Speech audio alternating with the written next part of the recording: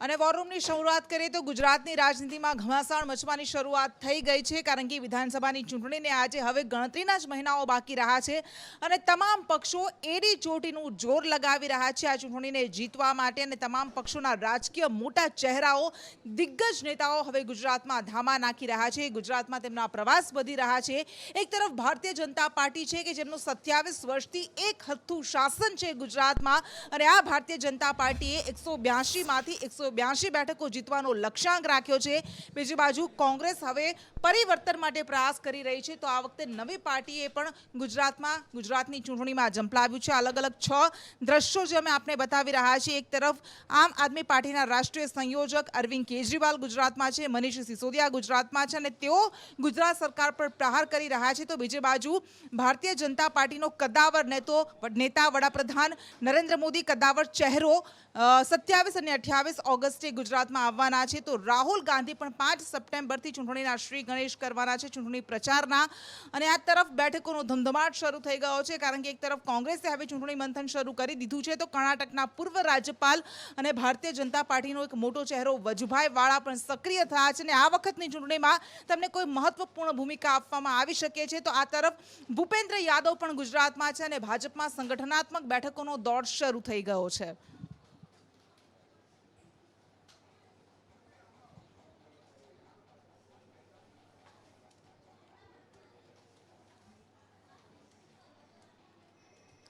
અને આ ચૂંટણી પહેલા વાર પલટવાર શરૂ થઈ ગયા છે. રાજનીતિ ગરમાઈ રહી છે, કારણ કે એક પક્ષના નેતા કંઈ બોલે છે, બીજા પક્ષના નેતા તેના જવાબ આપવા માટે તૈયાર થઈ જાય છે. અને આવું જ કંઈક અત્યારે ગુજરાતની રાજનીતિમાં થઈ રહ્યું છે, કારણ કે આ વખતે ત્રીજા પક્ષે પણ ઝંપલાવ્યું છે. આમ આદમી પાર્ટીના નેતા ગોપાલ ઇટાલિયાએ ભાવનગરમાં આજે ભારતીય જનતા પાર્ટી પર આકરા પ્રહાર કરતા કહ્યું કે 7 વર્ષથી દિલ્હીમાં આમ આદમી પાર્ટીનું શાસન છે, પરંતુ અત્યાર સુધી ક્યારેય પેપર ફૂટ્યા નથી. જ્યારે ગુજરાતમાં સ્થિતિ કંઈક અલગ જ છે. ગુજરાતમાં ચિત્ર કંઈક અલગ છે. ગુજરાતમાં પરીક્ષા અને પેપર ફૂટ જાણે કે એકબીજાના પર્યાય બની ગયા છે. અને આ ઉપરાંત તેમણે એમ પણ કહ્યું કે અહીં ગુજરાતમાં ભ્રષ્ટાચારના પાણી ભરાઈ ગયા છે અને એટલા માટે રોગચાળો પણ ફાટી નીકળ્યો છે. શું કહ્યું અરવિંદ કેજરીવાલે તે પણ સાંભળી લઈએ. आप हमारी सरकार बनाइए, 1 महीने के अंदर आपको आपका हक दिलवाया जाएगा, आपको न्याय दिलवाया जाएगा, आपको पूरी तनख्वाह दिलवाया जाएगा. तो आज मैं आपको आश्वासन देता हूं, दिसंबर में आम आदमी पार्टी की सरकार बनेगी. फरवरी में तलाटी का पेपर होगा.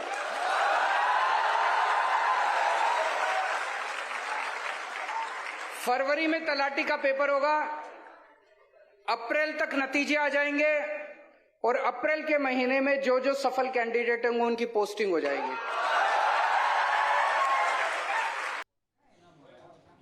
અને એવું નથી કે ગુજરાતની રાજનીતિમાં અત્યાર સુધી કોઈ ત્રીજો પક્ષ આવ્યો નથી, પરંતુ હકીકત એ છે કે ત્રીજો પક્ષ ફાવ્યો નથી. પરંતુ આ વખતે આમ આદમી પાર્ટીઓ વિશ્વાસ વ્યક્ત કરી રહી છે કે પરિવર્તન તો આવશે અને આ પરિવર્તન અમે લાવીશું. વધુ વિગત સાથે નિકુલ પટેલ જોડાઈ ગયા છે. જી બિલકુલથી કૃષ્ણા, જે રીતે ગુજરાતની રાજનીતિમાં અત્યાર સુધી આપણે જોયું છે કે ત્રીજો પક્ષ ક્યારેય નથી ફાવ્યો, પરંતુ આમ આદમી પાર્ટી હવે એડી ચોટીનું જોર જે છે તે ગુજરાત 2022 વિધાનસભાની ચૂંટણી આવી છે તેના માટે લગાવી રહ્યું છે. અને દિલ્હીથી પણ અરવિંદ કેજરીવાલ અને મનીષ સિસોદિયાના જે ધક્કા છે તે ગુજરાત તરફ વધી ગયા છે. આ જ મહિનાની વાત કરીએ તો ચોથી વાર અરવિંદ કેજરીવાલ જે છે તે ગુજરાતમાં પહોંચ્યા છે. અલગ અલગ જગ્યાએ ટાઉન હોલ યોજી રહ્યા છે. ત્યારે આજે તેઓ ભાવનગરની મુલાકાતે પહોંચ્યા હતા. ગઈકાલથી આવેલા અરવિંદ કેજરીવાલનો આજે ગુજરાત પ્રવાસનો બીજો દિવસ ને તેઓ બીજો દિવસ ભાવનગર ખાતે વિતાવ્યો હતો, જ્યાં બીજા દિવસે તેમને ભાવનગરમાં એક ટાઉન હોલને સંબોધિત કર્યો હતો, જેમાં જે રોજગાર અને શિક્ષા મુદ્દે જે છે તે સંવાદ કરવામાં આવ્યો હતો. તેમની સાથે જે દિલ્હીના નાયબ મુખ્યપ્રધાન જે ઉપમુખ્યમંત્રી છે મનીષ સિસોદિયા, તેઓ પણ જે છે તે સાથે હાજર રહ્યા છે. એટલે કે આવનારા દિવસોમાં હજુ પણ કેજરીવાલના પ્રવાસ વધુ વધે તેવી શક્યતાઓ છે. જી નિકુલ, આભાર આપનો. અને હવે વાત કરીએ કોંગ્રેસથી, તો ભારતીય જનતા પાર્ટી અને આમ આદમી પાર્ટી અત્યારે એકબીજા પર વાર પલટવાર કરી જ રહી છે, પરંતુ કોંગ્રેસે પણ જાણે કે હવે ચૂંટણી માટેનું રણશીંગું ફૂંક્યું હોય તેવી રીતે બેઠકોનો ધમધમાટ શરૂ થઈ ગયો છે. કોંગ્રેસના જે રાષ્ટ્રીય ચહેરા છે અશોક ગેહલોત, કે જેઓ નિરીક્ષક છે કોંગ્રેસના, તેઓ હાલ ગુજરાતમાં છે. આ ઉપરાંત કેસી વેણુગોપાલ ગુજરાતમાં છે. અને આ બંને નેતાઓ અત્યારે કોંગ્રેસના પદાધિકારીઓ સાથે, મોટા નેતાઓ સાથે બેઠક કરી રહ્યા છે, ધારાસભ્યો સાથે બેઠક કરવાના છે. અને કોંગ્રેસના કયા મુદ્દા છે તેને લઈને તેઓ જનતા સમક્ષ જશે, કઈ ચૂંટણી રણનીતિ ઘડવામાં આવશે હાલની વર્તમાન પરિસ્થિતિને ધ્યાનમાં રાખીને, તેને લઈને આ બેઠકો કરવામાં આવી રહી છે. આ અંગે વધુ વિગત આપશે પ્રતીક જાદવ.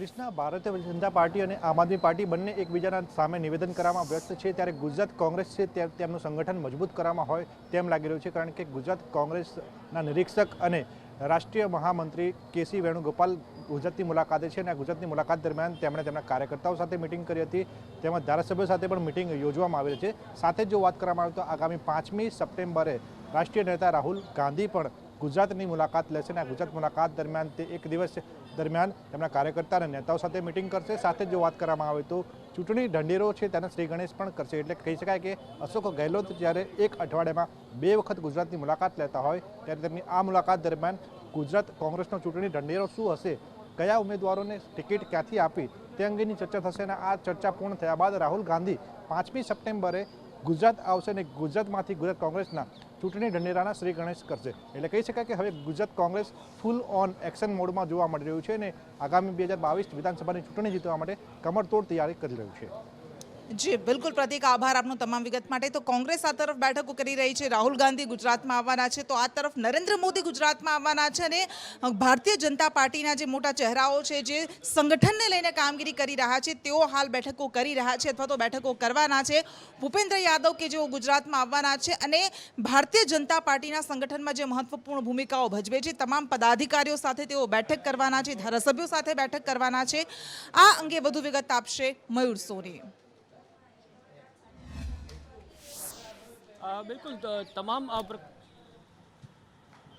બિલકુલ તમામ પ્રકારની રણનીતિને લઈને ભાજપ આગળ વધી રહ્યો છે ને એક પછી એક નેતાઓ છે તે ગુજરાતના પ્રવાસે આવી રહ્યા છે. સંગઠનની કામગીરીને આગળ વધારવા માટે ભૂપેન્દ્ર પટેલ પણ આવી રહ્યા છે, ભૂપેન્દ્ર યાદવ પણ આવી રહ્યા છે. સૌથી મહત્વની વાત એ છે કે BL સંતોષના ગુજરાત પ્રવાસ બાદ આખી રણનીતિ બદલાઈ હોય તેવું લાગી રહ્યું છે. સૌરાષ્ટ્રના અનેક નેતાઓની સાથે તેઓ મળ્યા હતા, ગુજરાતમાં પણ તેઓ અનેક નેતાઓની સાથે મળ્યા હતા અને ત્યારબાદ હવે ભૂપેન્દ્ર યાદવ આવી રહ્યા છે. એટલે એક સૂચક મુલાકાત ગણાવાઈ રહી છે અને આ સૂચક મુલાકાતની સાથે સાથે જેમ જેમ ચૂંટણી નજીક આવી રહી છે તેમ તેમ તમામ રણનીતિકારો છે એ પોતાની રણનીતિ ઉપર આગળ વધી રહ્યા છે. જી મયુર, આભાર આપનો તમામ વિગત માટે. અને સુરતમાં એક ઘટના ઘટી. સુરતમાં એડવોકેટ મેહુલ બોગરા પર TRB સાજન ભરવાડ દ્વારા હુમલો કરવામાં આવ્યો, તેનો વિડીયો વાયરલ થયો, લાખો લોકોએ તેના પર સવાલ ઉઠાવ્યા અને હવે જાણે કે સરકાર જાગી હોય તેવી રીતે એ તમામ TRB જવાનો કે જેઓ ગેરરીતિ આચરતા હતા, વાહન ચાલકોને પરેશાન કરતા હતા, તેમના પાસેથી નાણાં ઉઘરાવતા હતા, આ 37 TRB જવાનોને ડિસમિસ કરવામાં આવ્યા છે. હવે આ પગલું ઉઠાવવામાં આવ્યું છે અને આ સાથે એક સંદેશ આપવામાં આવ્યો છે કે ભ્રષ્ટાચાર નહીં ચાલે, એ નાના પાયે હોય કે મોટા પાયે. આ અંગે વધુ વિગત આપશે આઝમ સાલે.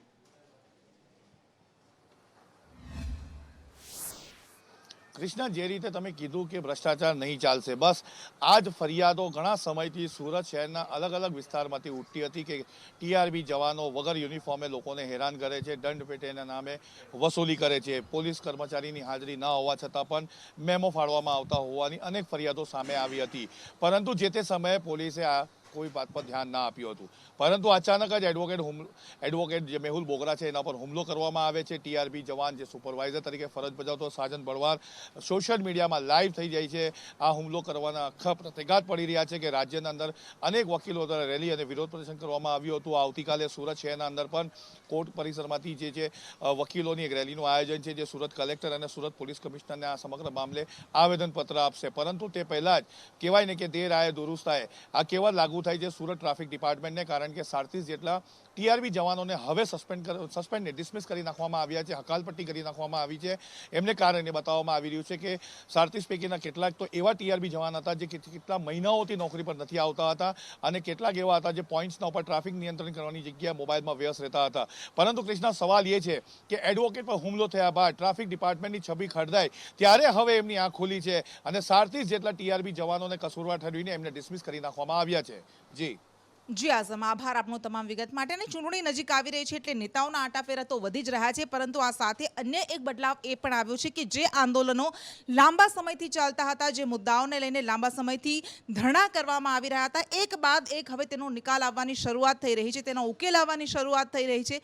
અને આવો જ એક મુદ્દો હતો માજી સૈનિકોનો મુદ્દો. વિવિધ પડતર તેમની માંગણીઓ હતી અને તેને લઈને હવે ઉકેલ આવવાની શરૂઆત થઈ ગઈ છે. તેમને વળતરની રકમ વધારવામાં આવી છે, પરંતુ તેમ છતાં પણ હજુ માજી સૈનિકો સૈનિકો સંતુષ્ટ નથી. તેમનું એવું કહેવું છે કે અમારી તમામ માંગણીઓ જ્યાં સુધી નહીં સંતોષાય ત્યાં સુધી અમે ચૂપ નહીં બેસીએ. અને તેને જ લઈને ગૃહ રાજ્યમંત્રી હર્ષ સંઘવી સાથે આ માજી સૈનિકોની બેઠક થઈ.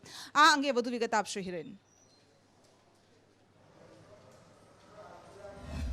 માજી સૈનિકોની આજે બેઠક થઈ હતી. આજે તેમના ધરણાનો બીજો દિવસ છે. ગૃહ રાજ્યમંત્રી હર્ષ સંઘવી સાથે આ બેઠક યોજવામાં આવી હતી, પરંતુ સૈનિકો કહી રહ્યા છે કે તેમની તમામ માંગણીઓ છે તે સ્વીકારવામાં નથી આવી. જેટલી માંગણીઓ સ્વીકારવામાં આવી છે તે અંગે લેખિત બાંહેધરી આપવામાં આવે અને પત્રકાર પરિષદ મંત્રી દ્વારા કરવામાં આવે. અને કેટલીક બાબતો એવી છે કે જેને લઈ અને મંત્રી દ્વારા 11 સભ્યોની કમિટી નીમવામાં આવી છે, જેમાં સૈનિકોની જમીનની માંગણી છે તેનો નિર્ણય આ કમિટી દ્વારા કરવામાં આવશે. આજે જે બેઠક થઈ હતી તેમાં લીકર બાબતે અને હથિયાર બાબતે મંજૂરી આપવા માટે થઈ અને બાંહેધરી આપવામાં આવી હતી, પરંતુ તેની સામે હર્ષ સંઘવી દ્વારા એ માંગ રાખવામાં આવી હતી કે આ ધરણા પ્રદર્શન છે તે તાત્કાલિક સમેટી લેવામાં આવે અને ત્યારબાદ જ આ અંગે જાહેરાત છે તે કરવામાં આવશે. પરંતુ સૈનિકો કહી રહ્યા છે કે તેમની તમામ માંગણીઓ છે તે સ્વીકારવામાં આવે. આજે વહેલી સવારે કોંગ્રેસના નેતાઓ છે તેણે સૈનિકો સાથે મુલાકાત કરી હતી અને તેમના દ્વારા સૈનિકોને કહેવામાં આવ્યું હતું કે જો કોંગ્રેસની સરકાર બનશે તો તેમની તમામ પડતર માંગણીઓ છે તે સ્વીકારવામાં આવશે અને પ્રથમ કેબિનેટમાં જ આ અંગે નિકાલ જે છે તે કરી દેવામાં આવશે. જો સરકારમાં નહીં આવે તો વિપક્ષમાં રહી અને યોગ્ય પ્લેટફોર્મ ઉપર તમામ જગ્યાઓ પર આ અંગે રજૂઆત છે તે કરવામાં આવશે અને લડત ચાલુ રાખવામાં આવશે. જી કશ્યપ, આભાર આપનો. અને દર વર્ષે એવું આપણે સામાન્ય રીતે જોતા હોઈએ છીએ કે ક્યાંક એક જગ્યાએ વરસાદ ધમાકેદાર બેટિંગ કરે પરંતુ એક પંથક વાટ જોતો રહી જાય છે. પરંતુ આ વખતે ગુજરાતમાં સાર્વત્રિક વરસાદ વરસ્યો છે. ઉત્તર ગુજરાત હોય, મધ્ય ગુજરાત હોય, દક્ષિણ ગુજરાત હોય કે પછી સૌરાષ્ટ્ર, કચ્છ, આ તમામ પંથકમાં આ વખતે મેઘરાજા સારા એવા વરસ્યા છે. અને હજુ પણ આગામી 24 કલાક માટે ભારેથી અતિ ભારે વરસાદની આગાહી કરાઈ છે. કયા પંથક માટે, કયા જિલ્લા માટે સારો વરસાદ વરસશે, આ અંગે વધુ વિગત આપશે દિવ્યા. ચોક્કસથી કૃષ્ણા, જે રીતે હવામાન વિભાગે આગાહી કરી છે, આજનો દિવસ તો ભારે વરસાદની આગાહી કરવામાં આવી છે, પરંતુ આવનાર 3 દિવસ માટે ભારે વરસાદ રહેશે. અને તેમાં પણ ઉત્તર ગુજરાત અને મધ્ય ગુજરાત એવા વિસ્તારો છે કે જ્યાં સૌથી વધુ વરસાદ થશે. જો કે દક્ષિણ ગુજરાત અને સૌરાષ્ટ્રમાં ઓછો વરસાદ થશે, સામાન્ય વરસાદ રહેશે, પરંતુ ઉત્તર ગુજરાતમાં પણ બનાસકાંઠા છે, સાબરકાંઠા છે, મહીસાગર, પાટણ, મહેસાણા, એ તમામ એવા વિસ્તારો છે, એવા જિલ્લાઓ છે કે જ્યાં ભારે વરસાદ રહેશે. પાટણ, મહેસાણામાં તો આજે પણ ભારે વરસાદ છે તે નોંધાઈ ચૂક્યો છે. આમ આવનાર 3 દિવસ ભારે રહેશે, પરંતુ આજનો દિવસ છે ત્યારે વધારે વરસાદની શક્યતાઓ છે. આગનાર દિવસોમાં વરસાદનું જોર ઘટશે તેવી આગાહી હવામાન વિભાગે કરી છે. જી દિવ્યા, આભાર. એટલે આગાહી તો કરવામાં આવી છે, પરંતુ અત્યારે પણ ઉત્તર ગુજરાતના મોટાભાગના જિલ્લાઓમાં સારો વરસાદ વરસી રહ્યો છે. મહેસાણા હોય, બનાસકાંઠા હોય, સાબરકાંઠા હોય કે પણ પાટણ હોય, આ તમામ વિસ્તારોમાં, આ તમામ જિલ્લાઓમાં અત્યારે પણ હાલ પણ સાર્વત્રિક વરસાદ વરસી રહ્યો છે. આ અંગે વધુ વિગત આપશે આશુતોષ ઉપાધ્યાય. જી, સમગ્ર રાજ્યમાં સાર્વત્રિક વરસાદ વરસી રહ્યો છે, ત્યારે મહેસાણામાં પણ વરસાદ જે તે શરૂ થયો છે અને ઠેર ઠેર પાણી ભરાયા હોય તે પ્રકારના દ્રશ્યો જે છે તે સામે આવે છે. વાત કરવામાં આવે મહેસાણાથી મોટેરા રોડ છે ત્યાં પણ પાણી જે છે તે ભરાયા છે અને લોકોએ ભારે હાલાકીઓનો સામનો જે છે તે કરવો પડી રહ્યો છે. વાત કરવામાં આવે મહેસાણાની તો ત્યાં રાધનપુર ગોપી રોડ છે, ગોપીનાળા ત્યાં તરફનો રસ્તો જે છે તે પણ પાણીમાં ગરકાવ થઈ ચૂક્યો છે અને ત્યાં પણ લોકોને ભારે હાલાકીઓનો સામનો જે છે તે કરવો પડી રહ્યો છે. વાત કરવામાં આવે બનાસકાંઠાની તો બનાસકાંઠામાં પણ મેઘરાજા છે તે મહેરબાન બન્યા છે. 3 દિવસના વિરામ બાદ ફરી એકવાર વરસાદ શરૂ થયો છે. અંબાજીમાં પણ પાણી ભરાતા દર્શનાર્થીઓને હાલાકીનો સામનો કરવો પડ્યો. તો બીજી તરફ જે ગબ્બર પર્વત છે ત્યાં પણ રમણીય દ્રશ્યો જે છે તે સર્જાયા છે અને લોકો જે છે તે આસપાસની સુંદરતાનો આનંદ તે પણ માણી રહ્યા છે. પાટણની વાત કરવામાં આવે તો પાટણમાં પણ આ પ્રકારની પરિસ્થિતિ જે છે તે જોવા મળી રહી છે અને ત્યાં પણ બસ સ્ટેન્ડમાં ઘૂંટણસમાં પાણી ભરાયા છે અને મુસાફરોએ પાણીમાંથી ચાલીને જવાની ફરજ પડી રહી છે. તો બીજી તરફ જે પાટણના ઘૂઘડી તળાવથી રેલવેનો ગરનાળો છે ત્યાં પણ ગરનાળું બંધ કરવાની ફરજ પડી હતી, કારણ કે ત્યાં પણ પાણી ભરાય છે. એટલે લોકોએ જે છે તે હાલાકીનો સામનો હાલ તો કરવો પડી રહ્યો છે. જી આશુતોષ, આભાર આપનો. અને આ વરસાદ જળાશયો માટે પણ વરદાન બનીને આવ્યો છે, કારણ કે જળાશયોમાં જળસપાટી સતત વધી રહી છે. સરદાર સરોવર ડેમ જે કે અત્યારે 90% કરતાં વધારે ભરાઈ ગયો છે, તો તમામ નાના મોટા ડેમમાં પણ સતત પાણીની આવક વધી રહી છે. મધ્યપ્રદેશમાં ભારે વરસાદને કારણે ગુજરાતની જીવાદોરી ગણાતી નર્મદા નદીમાં સતત પાણીનું વહેણ વધી રહ્યું છે અને તેની અસર સરદાર સરોવર ડેમમાં થઈ રહી છે. અને આ ઉપરાંત ઉત્તર ગુજરાતના અને દક્ષિણ ગુજરાતના ડેમ, સૌથી વધારે સારી હાલત દક્ષિણ ગુજરાતના ડેમની છે, જ્યારે ઉત્તર ગુજરાતના ડેમમાં હજુ પણ સારા વરસાદની વાટ જોવાઈ રહી છે. શું છે જળાશયોની સ્થિતિ, આ અંગે વિગત આપશે કૃણાલ શર્મા. બિલકુલ જે રીતે ભારે વરસાદના પગલે સરદાર સરોવર ડેમમાં પાણીની ખૂબ જ આવક થઈ છે. હાલ 90%થી વધુ વાર ડેમ ફૂલ ભરાઈ ગયો છે. 7 લાખ ક્યુસેક પાણીની આવક સરદાર ડેમમાં થઈ છે. તેમાં ઇન્દિરા સાગર ડેમમાંથી હાલ 7 લાખ ક્યુસેક પાણી છોડવામાં આવ્યું છે. સરદાર સરોવર ડેમમાં 3,81,000 ક્યુસેક પાણીની આવક થઈ હતી. જોકે પાણીનું લેવલ જાળવવા હાલ 5.5 લાખ ક્યુસેક પાણી છોડવામાં આવ્યું છે. પાણી છોડાતા નર્મદા નદી હાલ 2 કાંઠે છે. ભરૂચમાં પણ જે ભરૂચનો ગોલ્ડન બ્રિજ છે ત્યાં પણ હાલ 21 ફૂટ પર આ જળ સપાટી છે નર્મદા નદીની. અને નર્મદા નદી 2 કાંઠે આવેલું જે ડભોઈ ગામ છે, ડભોઈનું જે ચાણોદ ગામ છે, ચાણોદ ગામ તેના 38 જેટલા પગથિયા પણ પાણીમાં ગરકાવ થઈ ગયા છે. જોકે હાલ નદીની જે જળ સપાટી છે તે હાલ નિયંત્રણ હેઠળ છે. જી આભાર આપનો. અને હવે વાત કરીએ એ સમસ્યાની કે જે દાયકાઓ જૂની છે પરંતુ હજુ સુધી તેનો ઉકેલ નથી આવ્યો. અને આ સમસ્યા છે ગાબડાઓની. વરસાદ આવે અને રસ્તાઓ ધોવાઈ જાય, મસમોટા ગાબડા પડી જાય અને આ મસમોટા ગાબડાઓમાં ક્યારેક વાહન ચાલકો ગરકાવ થઈ જાય, ક્યારેક મૃત્યુ થાય, ક્યારેક ગંભીર દુર્ઘટનાઓ સર્જાય. આવી ઘટનાઓ વારંવાર સામે આવતી રહે છે. પરંતુ આ બધા જ આ પહેલાં કરવામાં આવતા દાવાઓ પોકળ સાબિત થાય છે અને ઘટનાઓ વધતી જ રહે છે. ભારે વરસાદને કારણે આ વખતે ગુજરાતના કોઈ પણ ગામના, કોઈ પણ તાલુકાના, જિલ્લાના રસ્તાઓ આપણે જોઈએ લગભગ તમામ જિલ્લાના રસ્તાઓ એક સરખા થઈ ગયા છે અને ગાબડા પડવાનો સિલસિલો હજુ પણ અટકવાનું નામ નથી લેતો. હજુ પણ જ્યારે ભારે વરસાદની આગાહી કરવામાં આવી છે ત્યારે આ રસ્તાઓની સ્થિતિ હજુ પણ ભયાનક થઈ શકે છે. પરંતુ લોકો, શહેરીજનો આ સમસ્યાને લઈને વારંવાર રજૂઆત કરીને થાકી ગયા પરંતુ તેમની વ્યથા સાંભળનાર કોઈ નથી, એવી સ્થિતિ હાલ છે. આ અંગે વધુ વિગત આપશે દિવ્યા ચૌહાણ. કૃષ્ણા, વરસાદ બાદ જે શહેરની સ્થિતિ જે ખાડામય બની ગઈ છે, આ અંતર્ગત ગુજરાત હાઈકોર્ટમાં પણ અમદાવાદ શહેરના રોડ રસ્તા સુધારવામાં આવે તેવી રજૂઆત સાથેની અરજી છે તે ગુજરાત હાઈકોર્ટમાં પણ કરવામાં આવી છે. અમદાવાદના એક બાદ એક મોટાભાગના વિસ્તારો છે તે ખાડામાં જ ગયા હોય તેવા દ્રશ્ય હવે સામે આવે છે, જેના કારણે વાહન ચાલકોથી લઈને સૌ કોઈને હાલાકીનો સામનો છે તે કરવાનો વારો આવ્યો છે. અને આખરે પ્રજા છે તે પ્રશાસનને દોષ આપીને પ્રશાસન સામે રોષ છે તે વેરી રહી છે. જી દિવ્યા, આભાર આપનો. અને અમદાવાદમાં રોગચાળો ફાટી નીકળ્યો છે. ગુજરાતમાં સારી તમામ એવી જગ્યાઓ છે, તમામ શહેરો એવા છે કે જ્યાં સતત રોગચાળો વધી રહ્યો છે. રોગના કેસ સતત વધી રહ્યા છે. ડેન્ગ્યુ હોય, મલેરિયા હોય, ચિકનગુનિયા હોય, એના બધા વચ્ચે સ્વાઇન ફ્લૂના કેસ પણ ચિંતાજનક રીતે વધી રહ્યા છે, જેના કારણે હવે તંત્ર દ્વારા ક્યાંક ફોગિંગની કામગીરી શરૂ કરવામાં આવી છે તો હોસ્પિટલ્સમાં સતત દર્દીઓની ભીડ થઈ રહી છે. ક્યાંક એવું થઈ રહ્યું છે, અમદાવાદની હોસ્પિટલના દ્રશ્યો આપણે જોયા હતા, રિપોર્ટ જે રીતે જોયો હતો કે લાંબી કતારો લાગી રહી છે અને માત્ર રિપોર્ટ કઢાવવા માટે 1 કલાકની રાહ જોવી પડી રહી છે. આવી સ્થિતિ ગુજરાતના તમામ શહેરોની છે, તમામ ગામડાઓની છે. દેવાંગ પ્રજાપતિ આપશે વધુ વિગત.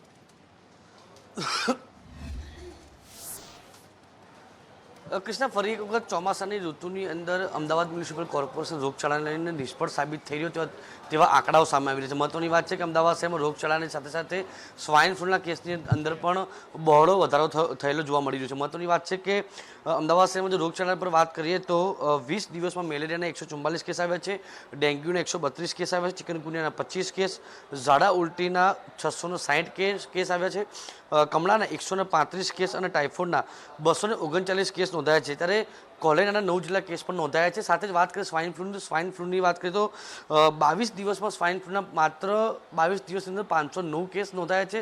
અત્યાર સુધી જો કુલ કેસની વાત કરીએ તો 543 કેસ કુલ સ્વાઇન ફ્લૂ નોંધાયા છે. જોકે આ સ્વાઇન ફ્લૂ જે નાના બાળકોની અંદર પણ વકર્યો છે, નાના બાળકોની અંદર પણ મોટાભાગના કેસો સામે આવી રહ્યા છે. 0 થી 5 વર્ષના બાળકો અને 5 થી 15 વર્ષના બાળકોની અંદર પણ સ્વાઇન ફ્લૂના કેસો નોંધાયા છે. એટલે કે આ સમગ્ર મામલાને લઈને હવે અમદાવાદ મ્યુનિસિપલ કોર્પોરેશનની હેલ્થની ટીમ જે છે દોડતી થઈ છે. અલગ અલગ જગ્યા ઉપર ફોગિંગ કરવાની કામ હોય, દવાઓ આપવાની કામ હોય, સાથે ટેસ્ટિંગ વધારવાની કામ હોય, આ તમામ બાબતો લઈને હાલ તંત્ર છે દોડતું થયું છે. કૃષ્ણા, જી આભાર આપનો. અને આ વખતે ગુજરાતની તરસ તો વરસાદે છીપાવી જ, પરંતુ ભારત દેશના અલગ અલગ રાજ્યોની આપણે વાત કરીએ, ઉત્તરાખંડ હોય, હિમાચલ પ્રદેશ હોય, ઉત્તર પ્રદેશ હોય, બિહાર હોય, મધ્યપ્રદેશ હોય, રાજસ્થાન હોય, આ તમામ રાજ્યો એવા છે કે જ્યાં અત્યારે વરસાદ બેટિંગ કરી રહ્યો છે. ક્યાંક પૂરની સ્થિતિનું પણ નિર્માણ થયું છે, ક્યાંક ભૂસ્ખલનની ઘટનાઓ ઘટી રહી છે. કયા રાજ્યમાં શું છે સ્થિતિ, વધુ વિગત આપશે ચારમી સોની.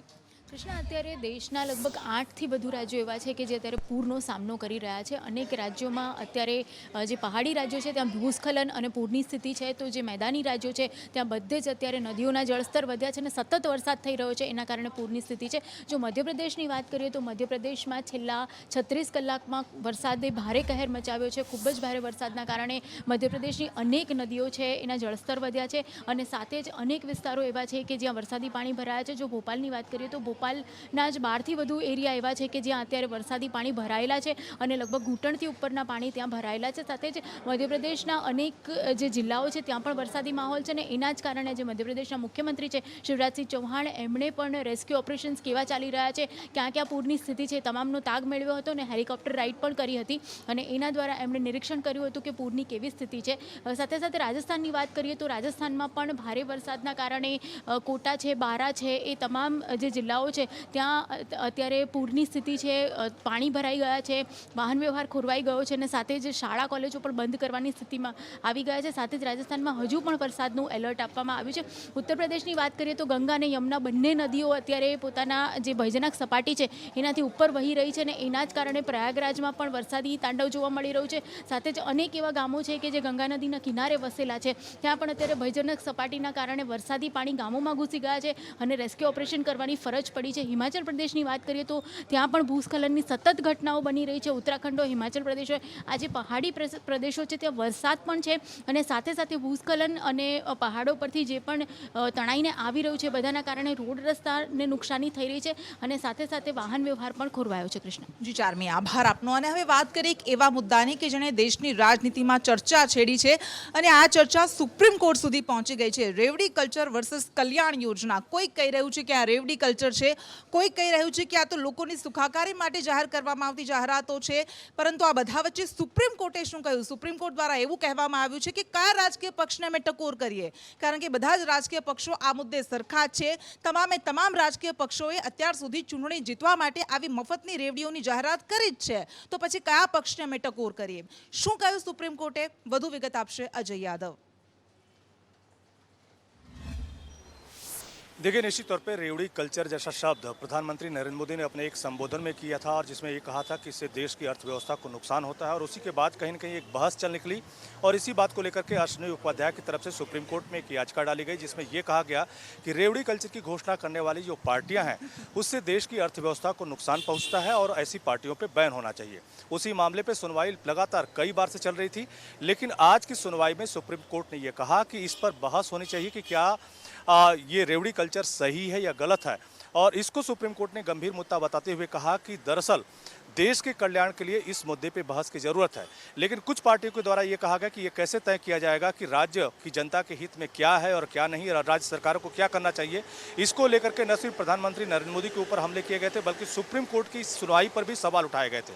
इसको लेकर के आज सुप्रीम कोर्ट ने कहा कि अगर मान लीजिए केंद्र सरकार की तरफ से एक ऐसा कानून बनाया जाता है जिसमें राज्यों को मुफ्त की योजनाएं बांटने पर रोक लगा दी जाती है, तब भी क्या ये कहा जाएगा कि क्या ये न्यायिक दायरे में आएगा या नहीं आएगा, तब निश्चित तौर पे इस मामले पे सुनवाई का अधिकार कोर्ट को होगा। तो इसी बात को लेकर के सुप्रीम कोर्ट ने कहा कि ये चूंकि पूरा मामला गंभीर है, इस पे सुनवाई की जरूरत है और कई ऐसी पार्टियां होती हैं जो मुफ्त की रेवड़ियों का ऐलान करती हैं। लेकिन साथ ही साथ पिछली सुनवाई में भी और इस बार की सुनवाई में भी सुप्रीम कोर्ट ने सभी पार्टियों से इस मामले पे राय मांगी है ताकि एक कंसेंसस बनाया जा सके कि आखिर रेवड़ी कल्चर देश के लिए हित में है या नहीं है या इस पे कौन सा स्टेप लेना चाहिए। જી. અને નુપુર શર્મા બાદ ભાજપના વધુ એક નેતાએ એક એવું નિવેદન આપ્યું કે જેણે વિવાદનો મતપૂડો છેડ્યો, વિરોધ થયો અને તેની અટકાયત કરવામાં આવી. કોણ છે આ નેતા? શું કહ્યું હતું તેમણે? વધુ વિગત આપશે પ્રતિપાલ. જી ચોક્કસથી કૃષ્ણા, જે રીતે આપણે જણાવ્યું કે નુપુર શર્મા જે ભારતીય જનતા પાર્ટીના રાષ્ટ્રીય પ્રવક્તા છે તેઓએ મોહમ્મદ પૈગંબર ઉપર વિવાદિત નિવેદન આપ્યું હતું, ત્યારબાદ તેઓને સસ્પેન્ડ કરવામાં આવ્યા હતા અને હવે ફરીથી હૈદરાબાદ તેલંગાણાના જે ભારતીય જનતા પાર્ટીના એમએલએ છે ટી રાજાસિંહ તેઓના દ્વારા પણ જે રીતે વિવાદિત નિવેદન આપવામાં આવ્યું છે અને તેઓની પણ અત્યારે હાલમાં જે કહી શકાય છે કે સસ્પેન્ડ કરવામાં તેઓને આવ્યા છે અને સમગ્ર હૈદરાબાદમાં તેને લઈને મુસ્લિમ સમાજ, ખાસ મુસ્લિમ સમાજ દ્વારા સમગ્ર હૈદરાબાદમાં વિરોધ પ્રદર્શન કરવામાં આવ્યું હતું, રેલીઓ પણ કાઢવામાં આવી હતી અને ખાસ ટી રાજાસિંહને અટકાયત ધરપકડ કરવાની ખાસ માંગ ઉઠી હતી અને ત્યારબાદ તેઓની ધરપકડ પણ કરવામાં આવી હતી અને ભારતીય જનતા પાર્ટીમાંથી પણ તેઓને સસ્પેન્ડ કરવામાં આવ્યા છે. કૃષ્ણા, પહેલીવાર નથી, અગાઉ પણ જે ટી રાજાસિંહ છે તેઓના દ્વારા અલગ અલગ વિવાદિત નિવેદનો આપવામાં આવ્યા છે જેના કારણે તે અવારનવાર ચર્ચામાં રહેતા હોય છે, પરંતુ તેની પહેલાં પણ તેઓએ સોશિયલ મીડિયામાં પોતાનો એક જે વિડીયો છે તે પણ મૂક્યો હતો તેઓની ધરપકડથી તેની પહેલાં કે મેં મોહમ્મદ પૈગંબરનું કોઈ અપમાન નથી કર્યું, પરંતુ ફારૂકી દ્વારા શા માટે સીતારામનું અપમાન કરવામાં આવ્યું તેવું પણ તેઓએ જણાવ્યું હતું અને તેઓએ જણાવ્યું હતું કે કોઈ પણ એક્શન હશે તો તેનું રિએક્શન આવશે તે રીતે પણ તેઓ જણાવ્યું હતું. ખાસ કરીને તેલંગાણાના જે ભારતીય જનતા પાર્ટીના અધ્યક્ષ છે સંજય બાંદી તેઓએ પણ તેઓનું સમર્થન કર્યું હતું, ત્યારબાદ પોલીસે તેઓની પણ અટકાયત કરી હતી. કૃષ્ણા. જી પ્રતિપાલ, આભાર આપનો. એટલે ધર્મને લઈને સામસામે ટિપ્પણી થતી રહે છે, માહોલ બગડતો રહે છે, પરંતુ જરૂર છે કડક એક્શનની. આ સાથે જ વોર રૂમમાં હાલ બસ આટલું. તમામ મહત્વપૂર્ણ સમાચાર માટે જોતા રહો સંદેશ ન્યૂઝ. રજા આપશું. નમસ્કાર.